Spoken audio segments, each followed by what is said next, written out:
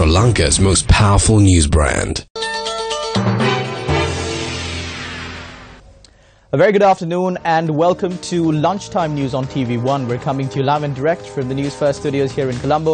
Let's first start off with a look at the stories that made it your headlines this afternoon.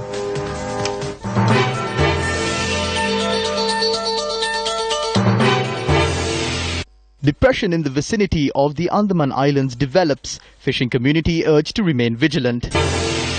Elections Commission says local government elections to be held on or before the 17th of February.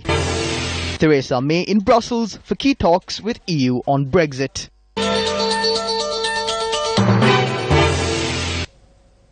Addressing a media briefing in Colombo today, Chairman of the Elections Commission Mahinda Deshapriya made a special statement regarding the local government polls.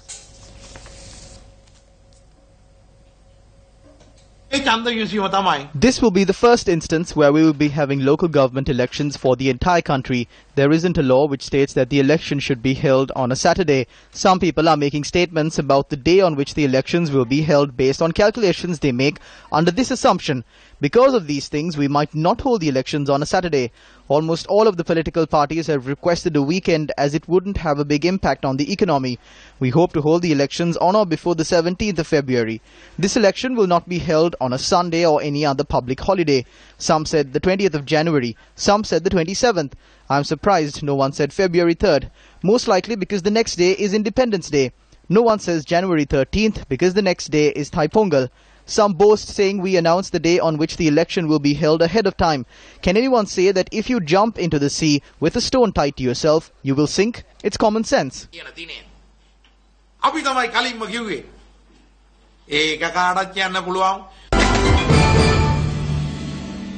And now for a comprehensive report on the weather forecast for the next 24 hours, we cross over to Newsfirst Ramesh Rugal Bandara.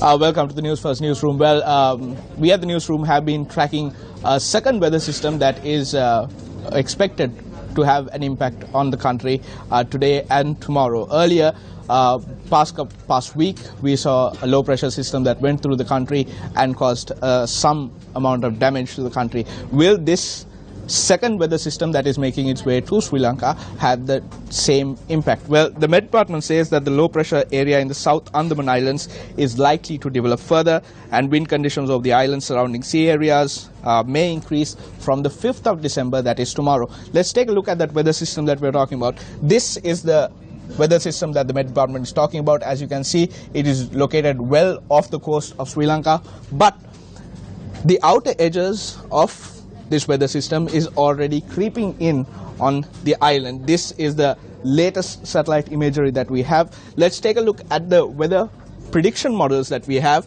and see what kind of expectations we have. As you can see, these are the precipitation levels that are expected in the country today.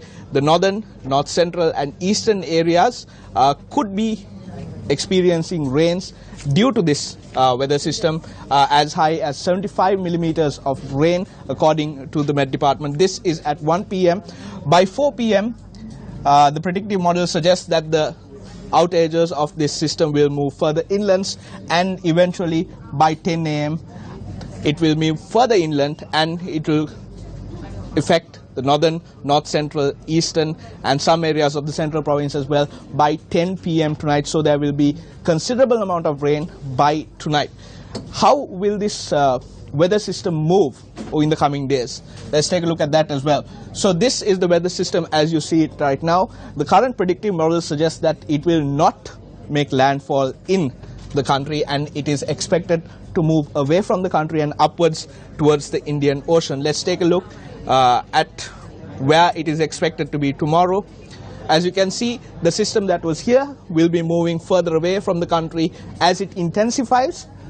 This is the prediction model for tomorrow, and by the 6th, that is Wednesday, it will have completely moved away from the country and it will be making landfall somewhere in India. However, the outer edges are still close to the country, so we could expect some rainfall on the 6th as well. Let's take a look at the forecast for the next couple of days.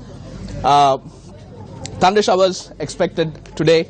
thunder showers expected tomorrow as well. However, the rest of the day, rest of the week seems fairly bright weather. So these are the predictions that we have right now. The second low pressure system is expected to move towards the country but will not make landfall and move away towards the Indian region. That is the forecast that we have right now. We will be constantly monitoring this weather system and bring you the latest updates as and when we receive it. Thank you very much, Ramesh. Now, moving on in other local news, the village of Shravastipura in Anuradhapura is only another village that suffers greatly due to the human-elephant conflict. The elephant fence around the Shravastipura village was built 2 years ago. However, according to the residents of the village, the elephant fence does not obstruct wild elephants encroaching on the village from the teak forest in Moraghoda. The residents said the wild elephants have been encroaching on the village for the past week. According to the villagers, over 2 acres of a papa plantation was destroyed by a herd of wild elephants who encroached on the village. Residents in the villages of Moraghoda, Sinnakulama, Veeravava and Godigala have been affected by the human-elephant conflict.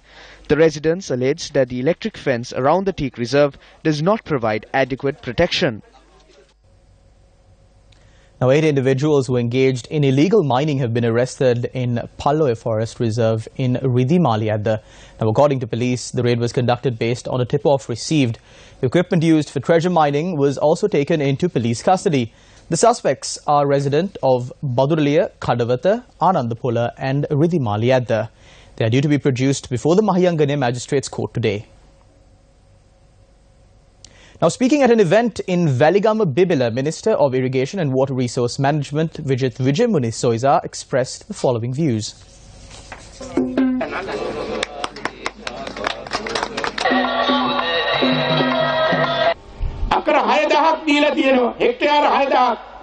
During the previous regime, 6,000 hectares of land was sold from this to a number of companies, but no one uttered a single word about it. If you go behind those who sold lands and those who work to stop this water, then I do not know what is wrong. There is no need to go after anyone. The President is ours. The Prime Minister is from the other side. We work according to the instructions given by the President and our party. Protect the Sri Lanka Freedom Party. The daughter left, the son left and the son-in-law left. Vijay Kumaratunga is no more. Chandrika left. None of these people were able to come up with any other party. I'd like to remind them that they achieved success only when they returned to the fold.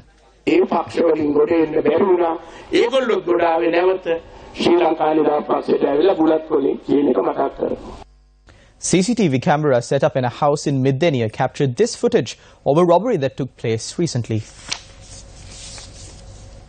The thief had entered the residence at around 10:30 p.m. on the 27th of last month and had remained for around 4 hours.